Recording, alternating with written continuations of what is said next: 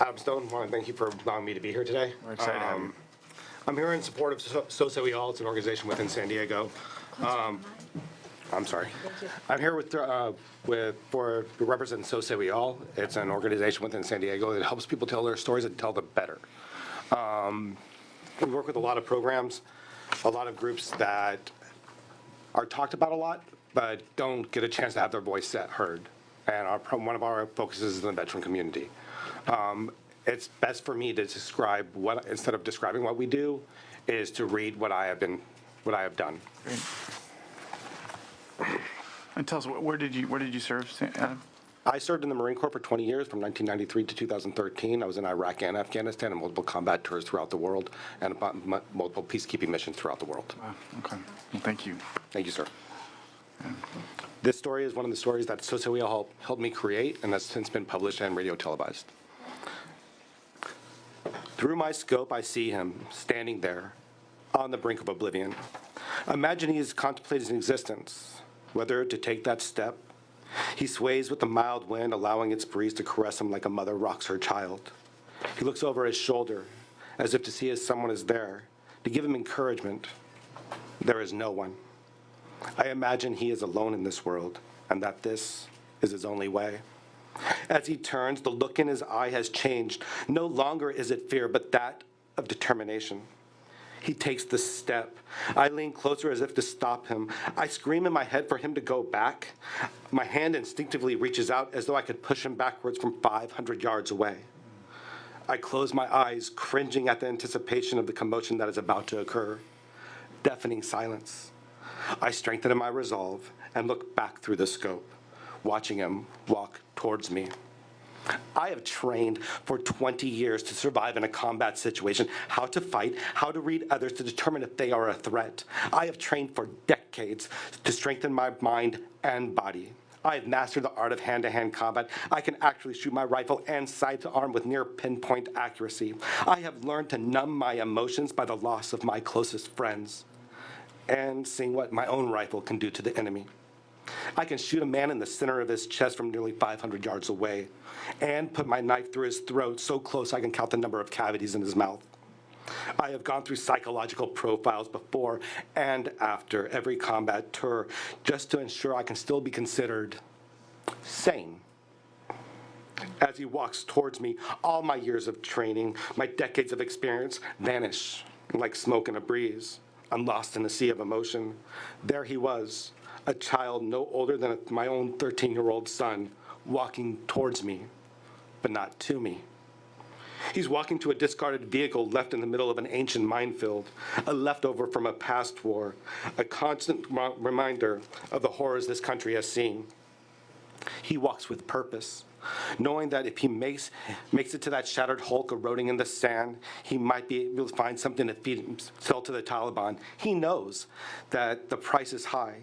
The bigger the item, the more destructive it can be, the better off he will be. An old artillery shell can feed him for a month, but anything salvaged can feed him for a day, possibly a week. He knows that the Marines guarding the small outpost just 500 yards away are authorized to shoot and kill anyone they deem a threat.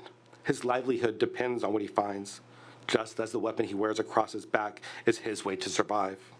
He's been raised here, and he knows that there is safety in the field. They've seen so much death. Many have tried before him. The field is strewn with signs of those who have failed. Shreds of cloth here, a crater there, even a shoe or two. He knows where death once was, he is safe, for a landmine can only explode once. He arrives at a crater and jumps inside, resting for a moment, kneeling down as if to pray to his God to give him strength to continue his journey. As he hunkers down into the depression, I see my own children playing at the beach, building sandcastles, burying each other, laughing as they run and jump into holes not much different than the one the boy is resting in now, only 300 yards from my position. From this distance, I can easily hit my target. The wind is slightly blowing from right to left. The sun is behind me, erasing all shadows and highlighting my target. In actuality, it would be an easy shot and be justified under the current rules of engagement. As I sight in on the boy, I make the appropriate adjustments to my rifle. I firmly grasp the pistol grip, pulling it slightly toward me, ensuring that the stock of the weapon is comfortably in my shoulder. I rest the barrel of my weapon in the palm of my forward hand, allowing it to just rest there, waiting until the moment is necessary. My trigger finger hovers next to the trigger, waiting for the moment. My shooting position is perfect. No one would question why I pulled the trigger. I would more than likely get a few good jobs and wow from the younger, less seasoned Marines who talk openly about seeing action and wanting to shoot something other than a paper target. Young Marines who have been raised in front of a television screen playing modern warfare in simulated wars around the world, who also tend to treat life as just another similarity. But there is no reset button, no pause, and no cheat codes. I hold my position, watching the target with my finger next to the trigger. He lifts himself out of his hole and stands at the threshold. His prize a mere 50 yards away, but it might as well be 100, 1,000, or even 10,000, for the distance isn't the problem. It's what's between and underneath. He takes a step and begins to walk. As he moves, his eyes are ever vigilant, shifting, searching for a tell of something, some kind of danger. Footstep after footstep, his body tenses. That might be his last. I can see him clearer now. The sweat of his brow, the dirt on his face, even the beginning of manhood, has a slight wispy mustache is starting to darken above his lip. I can also see that he is no stranger to war. A ragged scar runs from where his left ear should be to the corner of his mouth. He is missing 2 fingers from his left hand, and I postulate that his entire left side of his body is battle damaged in some way. Possibly the effects of a landmine he was fortunate to walk away from. More than likely, as I have seen too many times. When he was an infant, his mother shielded him from the danger, protecting him with her body, leaving scars as a reminder of her love. I watch closely. He's just 25 yards away from his prize. His pace is slow and methodical, choosing each step carefully. I again reminisce of my children when I send them to bed for the evening. This slow, intentional walk down the hall, hoping a reprieve might come for me, allowing them to just watch one more show. No reprieve ever comes for me, nor will there be for the boy who rests squarely in my sights. He's only yards away, the fruit of his labor within his grasp. My body stiffens, ready to fire. He climbs into the mangled mass of the vehicle, whose ancient armor shields him from my gaze. The world envelops me. Behind me, I can hear the distant sound of music playing on the radio. Marines on a break from what lies outside our walls are playing cards to occupy their minds. The smell of baked chicken being prepared for the evening meal wafts up to me, and for a moment, I can relax. Tick, tick, tick. The seconds pan slowly passes. When I see the boy exiting the vehicle, I am funneled back into the reality that lay in front of me. In his hands is a wooden box filled with miscellaneous wires and pieces of scrap metal. Resting on top is his personal fortune, a cylindrical-shaped object resembling an old Soviet mortar shell. The boy doesn't waste any time. He begins crossing the field as fast as possible, attempting to retrace his steps that have brought him to this treasure trove. Thud, thud, thud. The emptying and filling of my heart is now keeping time. I tighten my position to ensure I can get a clean shot. The boy has now become the enemy. Never mind the rifle he wears across his back. Every 6-year-old in this country has one. The mortar shell, if sold to the Taliban, can be used against the Marines and soldiers in the field. He moves quickly. I adjust for his speed. My finger slips into the trigger well, and I can feel the warmth of the steel as I apply slight pressure. My weapon is ready. He reaches a crater where I imagine him praying and abruptly stops.